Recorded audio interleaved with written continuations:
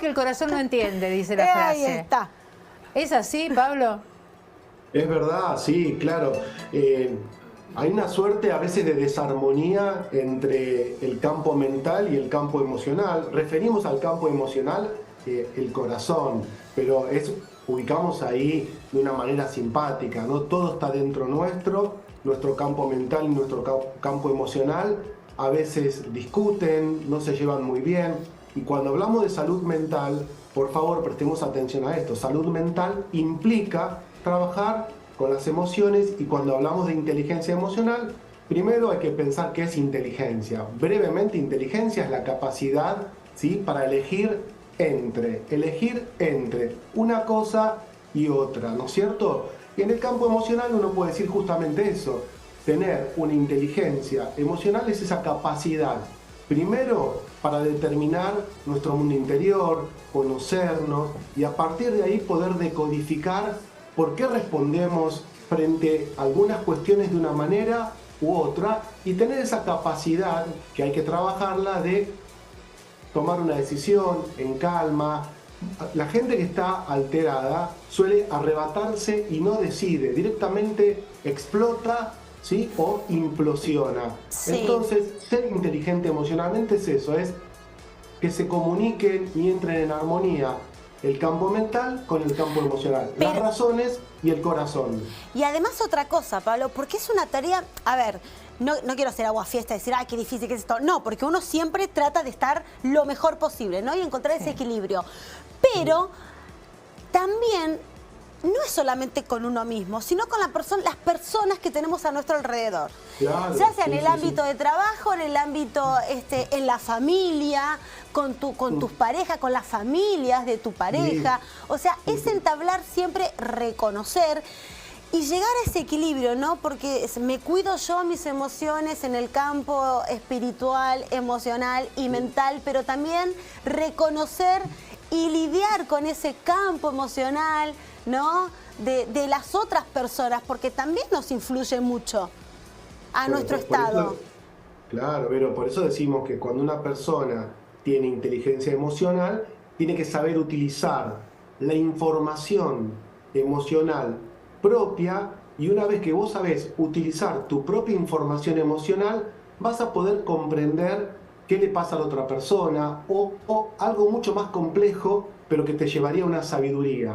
Entender por qué tal persona te moviliza una emoción positiva o una emoción negativa. Vieron que es muy común que la gente dice, esta persona a mí me saca. Bueno, no pongamos la culpa en el afuera. Pensemos, ¿qué mueve esa persona de mi mundo interior? Ahí empezamos a ser inteligentes emocionalmente, y de alguna manera tenemos cierta sabiduría, ¿no? No estamos diciendo que vamos a ser sabios y sabias, pero sí que esa información que tenemos de nosotros, hasta cuando algo te saca de una persona, es un material muy valioso para ver si no está moviendo algo que yo no resolví en mí mismo. Claro. Viste que a lo largo de la historia, ancestralmente venimos hablando de distintas corrientes de pensamiento que se imponen unas a otras, algunas corrientes racionalistas que descartan todo lo que sea la cuestión emocional, otras que hablan justamente de lo emocional y de cómo incide la toma de decisiones. Bueno, lo tenemos a Kahneman, el Premio Nobel de Economía, ¿no?, que es psicólogo, y que él habla justamente de la toma de decisiones y del mundo racional y del mundo también emocional en el libro Pensar rápido, pensar despacio, ¿no? ¿Cómo fue tomando relevancia el tema de la inteligencia emocional? Inclusive en las empresas, yo decía, ahora los test preocupacionales se hacen basados en inteligencia emocional. Sí, Ro, lo que pasa es que se va tomando mayor conciencia de la importancia que tiene la salud mental para todos los ámbitos de la vida. Entonces, hay que aprender a gestionar las emociones.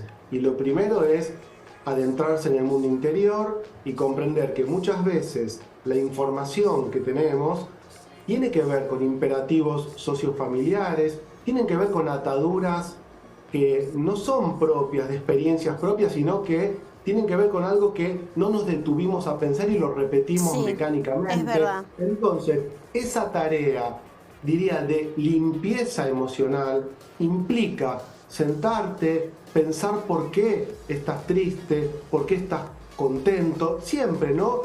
A las emociones ponerle un poco de palabras. Cuando vos al campo emocional le pones un poco de palabras, empezás a decodificar esa emoción. No porque todo el tiempo tengamos que estar racionalizando emociones. Digo que cada tanto hay que hacer ese trabajo, puntualmente cuando se nos movilizan energías negativas, es tener puntualmente un cuando registro. peleamos con alguien, ¿no? En ese sentido, cuando algo se pone, cuando habitualmente decimos algo se pone tóxico, bueno, pensemos qué está moviendo de mi mundo interior. Claro, exacto, pero es estar fuerte uno mismo para poder registrar y detectar qué es lo que pasa con otra persona y desde ahí empezar a trabajarlo. O sea, a vos te pasa eso, pero a mí no me tiene que influir, no me tiene que modificar mi estado. Por eso es el trabajo interior que uno tiene que hacer. Sí, te puede modificar, a mí me modifica cada cosa mi estado y yo digo, ¿pero por qué me pega tanto? Porque bueno, es una cuestión que después te llamo, Pablo, y charlamos, dale. Ahora yo te quiero preguntar, ¿hay diferentes tipos de inteligencia emocional? ¿Se puede detectar desde diferentes características que uno puede registrar con uno mismo o con otras personas? Sí, yo creo que a medida que vamos comprendiendo un poquito más la condición humana, antes se hablaba de una inteligencia solo lo intelectual, el coeficiente intelectual, como si todo fuera experiencia mental. Por suerte, a medida que vamos adentrándonos en las profundidades del ser humano, comprendemos que hay un montón de inteligencias que están en interacción permanente.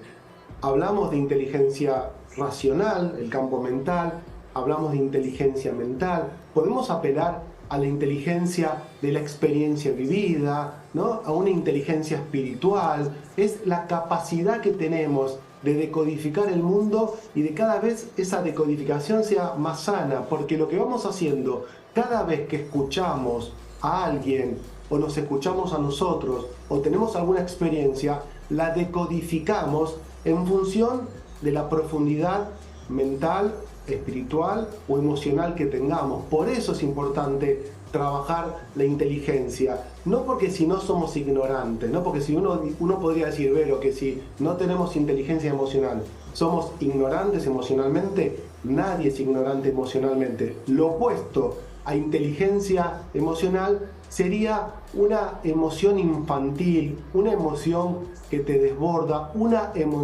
emoción tóxica. Entonces, limpiar el campo emocional te va a permitir saber interpretar el mundo mejor y conocerte mejor a vos mismo y no arrebatarte a la hora de que una emoción te movilice, comprender por qué te está movilizando esa emoción.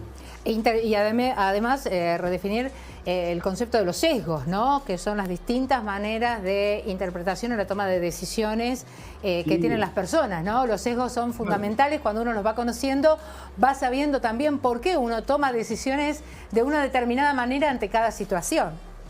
Claro, muy interesante eso, Ro, porque aparte, a la hora de tomar una decisión, a eso apelamos cuando decimos que inteligencia es esa capacidad para tomar decisiones, para elegir entre una situación y otra.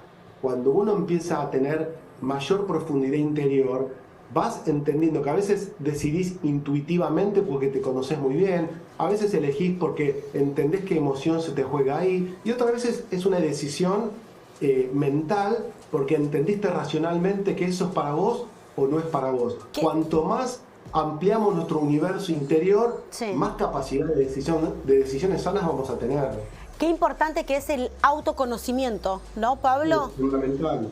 Es fundamental. Y Tirano, si querés, antes de cerrar este hermoso consultorio que tenemos todos los lunes con vos, Pablo, tips para el autoconocimiento, para detectarnos nosotros mismos, para trabajar eso que sabemos que viene de afuera pero nos afecta, nos hace mal. Yo siempre digo efecto esponja. Todo lo bueno lo aspirás, pero lo malo también. El tema es cuando ya lo malo te supera y te cambia a vos mismo, tu estado de ánimo, tu energía. Sí, me parece que lo fundamental para el autoconocimiento es definitivamente reconocernos como personas que tenemos un campo físico que hay que cuidar, un campo espiritual y un campo mental.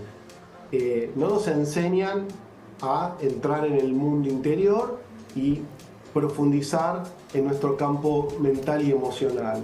Necesitamos tiempos de silencio, tiempos de confrontar con nuestra historia, porque muchas veces respondemos a la vida de manera negativa o tóxica porque no es una experiencia vivida, sino que es eso que decís vos, Vero, como una esponja que nosotros chupamos información, y chupar información no significa estar formados. Podemos estar informados, tener datos, pero no es una experiencia propia. Entonces, empezar a vivir experiencias propias y darnos cuenta de una vez por todas que el proyecto de vida es una felicidad lo más integral posible. Totalmente. Y eso tiene que ver con evitar sufrimientos. Muchas veces nos generamos sufrimientos porque no nos cuidamos y no pensamos dónde estábamos, con quién estábamos. Tomarnos tiempo de silencio y de trabajo interior. Registro. Y ahí se va a ir, nos vamos, yo diría la palabra para pensar finalmente es